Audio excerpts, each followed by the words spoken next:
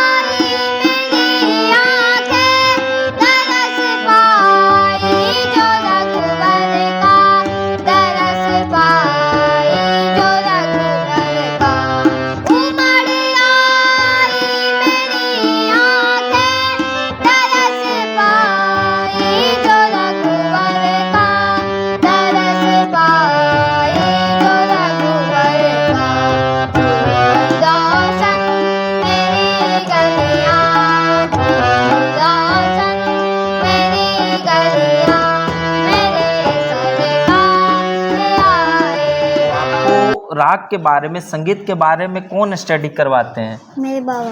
अच्छा, बाबा आपके।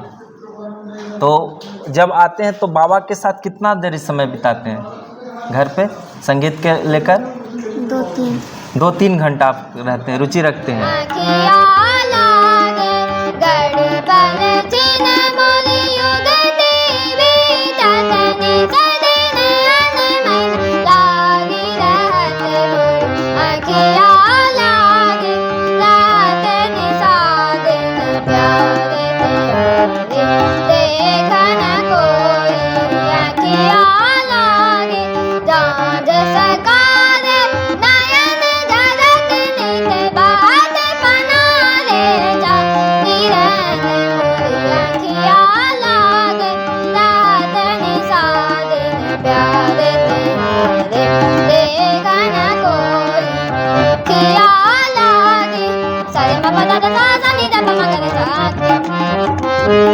अभी हम जहानाबाद में बैठे हुए हैं और हमारे बगल में आप देख रहे हैं बाएं साइड में एक नन्हा सा बालक बैठे हुए हैं। शिवांश शेखर जिनका नाम है। मतलब कितना आप उम्र भी आप देख रहे हैं कितना छोटा है और सभी राग को यह कंठस्थ किए हुए हैं और अपने बाबा पर भी कविता लिखे हैं। तो मैं अपने चैनल के माध्यम से इन नन्हे से बालक को प्रस्तुत करना चाहते हैं। ये जहानाबाद में ही DAV जो पब्लिक स्कूल है उसमें स्टडी करते हैं क्लास 3 में। तो मैं चाहूँगा कि इनसे कि एक जो राग पटदीप जो है उसको थोड़ा इसका सरगम हम लोग को सुनाइए।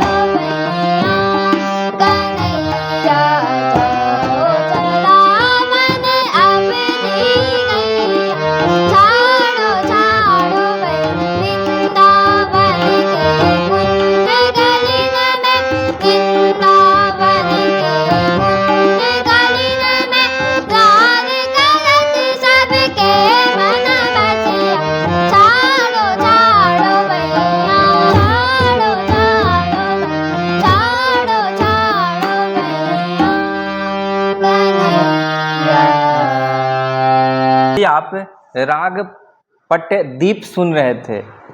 यदि इस बालक के अगर हम उंगली को देखें तो कितना छोटा छोटा उंगली है, और जब उंगली फेरते हैं इस पे हारमोनियम पर तो लगता है एक तरह से कि जैसे इसमें जुगनू समा गया है। इतना तेज, इतना फुर्ती, जो एक तरह से इस बालक पर कहे माँ सरस्वती, माँ शारदा का कृपा है कि इतना हुनर इसको माँ सरस्वती विराजमान हो जाते हैं। और उंगली का फेरना लगता है कि एक तरह से जादू समा जाता है। तो अभी आप इतने सुंदर बालक के साथ एक तरह से जुगलबंदी देख रहे थे, तो मैं पूछूंगा कि आप को याद कैसे रह जाता है राग वगैरह? जैसे बहुत सारा, जैसे स्कूल में पढ़ाई होता है तो अपना सब्जेक्ट भी बच्चों को बहुत रहता है, होमवर्क भी मिलता है, उसके बाद आप समय निकाल कर राग के बारे में आप लिखें, कविता लिखते हैं, तो इतना समय कैसे आप निकाल लेते हैं? आपको जैसे घर पर जब आते हैं तो स्टडी कौन कराते हैं? आप? माँ। और जो म्यूजिक में आपकी रुचि है, माने संगीत में आपका, जितने सारे अच्छे अच्छे राग हैं, जो आजकल के लोग राग से भागते हैं, उनको राग से कोई लेना देना नहीं। राग एक ऐसा साधना है संगीत में कि जो तानसेन को मतलब उतना पूरा नहीं हो पाया था कि राग को गाने से बारिश होने लगता था, धूप छा जाता था। मतलब इसमें इतना शक्ति, इतना गुण है, आध्यात्मिक गुण है। तो आपको राग के बारे में, संगीत के बारे में कौन स्टडी करवाते हैं? मेरे बाबा। अच्छा, बाबा आपके। तो जब आते हैं तो बाबा के साथ कितना देर समय बिताते हैं घर पे संगीत के लेकर? 2-3 घंटा आप रहते हैं, रुचि रखते हैं। बाबा पर ही कविता लिखे हैं, तो एक बार थोड़ा कविता को अपने मुख से पढ़कर सभी लोग भी जानेंगे कि कैसे आप कविता लिखे हैं, आपकी रुचि कैसे आ गई है बाबा के प्रति इतना। तो थोड़ा एक बार गुनगुना दीजिए कि आप लोग, मैंने आपका भी कविता को उन बालक तक पहुंच सकता है जो केवल खेल और पढ़ाई में ही समय देते हैं। उनके लिए एक तरह से काव्य रचना की इतना छोटी उम्र से एक कायाकलाप आप लिख रहे हैं जो कोरी कल्पना लगता है। तो गुनगुना दीजिए, थोड़ा बता दीजिए। बाबा मेरे सबसे अच्छे, सबकी भलाई करते, बाबा मेरे सबसे अच्छे अच्छे अच्छे। एक दिन साइकिल लाने को कहा, झट लेके आ गए। बाबा मेरे सबसे अच्छे, बाबा मेरे ईमानदार, सबको बात सिखाते, जो भी मुझे मारता उससे मुझे बचाते। बाबा मेरे सबसे अच्छे अच्छे अच्छे। बाबा अच्छी कविता लिखते, फेसबुक पर वायरल हो जाते। बाबा मेरे सबसे अच्छे, बाबा मेरे सबसे अच्छे अच्छे। बालक तो सुन रहे थे बाबा कविता, इनका शीर्षक है, और इस शीर्षक को अपने बाबा के प्रति भावात्मक रूप से इसमें माने शब्दों का चयन करके इन्होंने इसमें माने एक तरह से गूंथे हैं शब्द को। तो मैं चाहूँगा कि एक राग इनसे और सुने, क्योंकि जब संगीत के क्षेत्र में हम लोग एक तरह से उसमें चलना प्रारंभ करते हैं तो एक सागर में घुस जाते हैं। एक और राग भी हम लोग को सुनाइए।